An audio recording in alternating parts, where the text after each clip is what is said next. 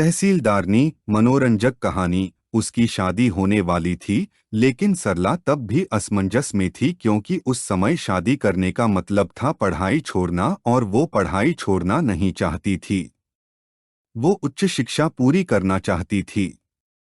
जब उसकी अपने भावी पति से बात हुई तो उसने कहा कि वो जितना चाहे आगे पढ़ सकती थी, और अगर चाहे तो अच्छी सी नौकरी भी कर सकती थी। होने वाले पति से आश्वासन पाने के बाद सरला ने शादी के लिए अनुमति दे दी और बहुत ही खुश खुश दिखने लगी क्योंकि उसको होने वाला पति बहुत ही अच्छा लगने लगा था। ससुराल में आने के बाद उसने अपना दैनिक कार्यक्रम बना लिया। सुबह जल्दी ही उठकर घर के काम एक एक करके पूरे कर देती थी, और जो समय बचता था उसमें वो पढ़ने बैठ जाती थी। उसने बीए पहले ही बहुत अच्छे अंकों से पास किया हुआ था। कुछ महीनों के बाद उसने एमए का फॉर्म भर दिया और परीक्षा की तैयारियां करने लगी। उसने जमकर पढ़ाई की थी, और वैसे भी वो बहुत ही बुद्धिमान थी। पूरे जिले में उसने एमए की परीक्षा में सबसे ज्यादा अंक प्राप्त किए। घर में और मोहल्ले में हर तरफ ही उसकी प्रशंसा होने लगी। अब सरला का हौसला और भी बढ़ गया। उसने पीएससी की परीक्षा की तैयारियां शुरू कर दी। उसने दिन रात परिश्रम किया, और जब परीक्षा का परिणाम आया तो वो तो हैरान ही हो गई। उसने देखा कि उसका नाम सबसे अधिक अंक लाने वाले 10 छात्रों में था। अब उसने सोचा कि क्यों ना यूपीएससी की परीक्षा में भी बैठकर देख लिया जाए। उसको अब यकीन हो गया था कि वो यह परीक्षा भी पास कर लेगी। लिखित जांच पास होने के बाद उसको इंटरव्यू के लिए भी बुला लिया गया। उसकी खुशी का कोई ठिकाना ही नहीं रहा जब उसको मालूम चला कि वो पास हो गई थी। 1 बरस की ट्रेनिंग के बाद वो तहसीलदार बन गई, और उसकी पोस्टिंग भी हो गई। एक तरफ सरला और परिवार के लोग सभी गर्व कर रहे थे कि सरला तहसीलदार बन गई थी, लेकिन दूसरी तरफ उसके ससुराल में हंगामा मच गया क्योंकि सरला की पोस्टिंग उसी तहसील में हुई थी जिस तहसील में उसका पति मामूली क्लर्क की हैसियत से काम करता था। अगले दिन सरला को ड्यूटी पर पहली बार जाना था, लेकिन उसका पति कमरे से बाहर अंधेरे में सर पकड़कर बैठा था क्योंकि अगली सुबह से उसकी पत्नी पूरी तहसील की मुखिया होने वाली थी, और वो उसके नीचे काम करने वाले 30 कर्मचारियों ने में से एक।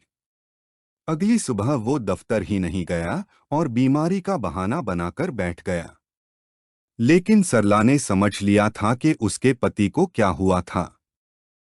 वो दफ्तर जाने को तैयार थी, लेकिन वो पति के कमरे में गई और बोली, सुनिए जी, मैं ये नौकरी नहीं करना चाहती हूँ। मैं किसी स्कूल में नौकरी करूंगी।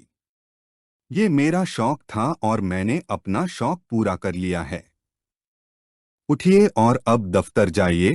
तभी अचानक उसका पति उठा और उससे लिपट गया और बोला, मुझे माफ कर दो सरला। मुझे हीन भावना ने ग्रसित कर लिया था। लेकिन तुम्हारी ये बात सुनकर मैं अब बिल्कुल ठीक हूँ।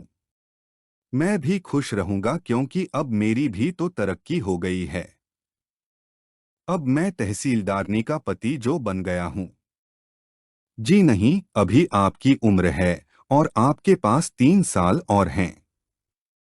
आप भी एमए पास हैं और आप अब अगले साल ही यूपीएससी की परीक्षा देंगे और मुझसे ऊपर की पोस्ट पर चुने जाएंगे। मुझे मालूम है कि आपने एमए में पूरे प्रदेश में तीसरा स्थान पाया था, लेकिन नौकरी की जरूरत थी और कमाना था बूढ़े माँ बाप का ख्याल रखने के लिए, इसीलिए आपने यूपीएससी की परीक्षा नहीं दी थी। अब आपको तहसीलदारनी हुक्म दे रही है कि आप आगे पढ़ेंगे नहीं तो आज दफ्तर पहुंचते ही सबसे पहले आपको नौकरी से निकाल दूंगी। पति पत्नी में इसी तरह की हंसी मजाक होती रही। तभी सरला की नई सरकारी कार और सुरक्षा पुलिस की एक जीप में 4 सिपाही भी बाहर आ गए। अगले दिन उसको बड़ा बंगला भी मिलने वाला था। कुछ ही देर में तहसीलदार सरला और उसका क्लर्क पति सफेद लाल बत्ती वाली गाड़ी में बैठे तहसील कार्यालय जा रहे थे। दोस्तों, ऐसा अक्सर होता है कि पुरुष अपनी पत्नी की बुद्धि या उसकी तरक्की से ही जलन करने लग जाते हैं। ऐसा नहीं होना चाहिए, क्योंकि अगर पति चाहे तो वो भी सब कुछ कर सकता है। उसको पत्नी को हमेशा ही प्रोत्साहित करना चाहिए और उसको समर्थन देना चाहिए।